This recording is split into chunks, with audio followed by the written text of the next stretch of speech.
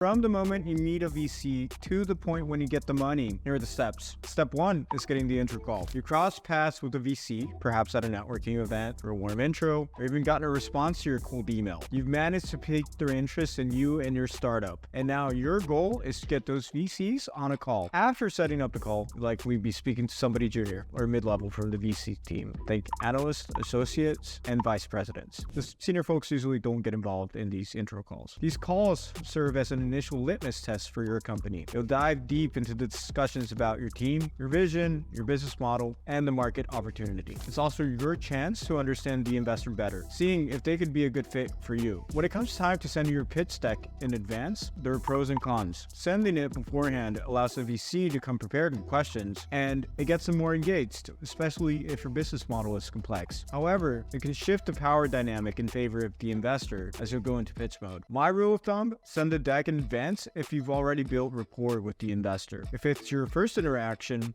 you can hold off. You'll have to share the deck after the call anyway, so the advantage of waiting to send after the call is that you can use the conversation to learn about how the investor thinks and tailor your deck accordingly before sending it over. After that call, they'll make a decision. Do they want to continue or will they pass? If they like you, they'll present a quick summary of your case on the next pipeline call with the greater team, including the partners. This initial interest hinges on factors like your team, market size, early traction, and most importantly, if you're speaking with competing funds. There might be follow-up calls to address any initial concerns before going into a deeper dive, and as the partner joins, if you're not, it's often a sign of excitement. The partners may want to start pitching their fund to you. If the excitement continues, the VC team will dive deep into due diligence. A thorough analysis of your business, financials, and growth strategy. They'll request loads of data, speak with industry experts, and conduct multiple meetings with your company. This phase can take anywhere from 1 to 3 months, depending on your round dynamics and your ability to provide the information quickly. After their thorough due diligence, the VC team will decide if they want in, and if so, they'll present you with a term sheet, which is a non-binding offer. This document outlines the key terms of the investment amount, valuation, governance, and other key details. Term sheets vary in terms of commitment level depending on the fund. For some, it's binding in principle assuming no red flags are in the next phase, even if it's not legally binding. For others, it's an option to buy more time to due diligence before committing to a legally binding investment. You'll typically have a week to think about or negotiate the offer, although that can vary a lot depending on who has more negotiating leverage in the round. Once you sign that term sheet, it's time for confirmatory due diligence, the fun part. The investors want to ensure that there are no skeletons in the closet. They'll scrutinize all aspects of your business, focusing on the legal, financial, and tax matters. For that, they may hire advisors to assist. Depending on your company's stage, this phase can be a heavy lift for about a month or two. Remember, the time of this phase is often dictated by the exclusivity period agreed to in your term sheet. As you navigate confirmatory due diligence and it becomes increasingly clear that there are no immediate red flags and that a deal is in place, the lawyers will start crafting the legally binding documents. These documents detail not only economic terms, but also investor rights and obligations. Now, after the fund concludes confirmatory due diligence with a thumbs up and negotiations are wrapped up, you're ready to sign. This step makes the investment legally binding for all parties involved. Now,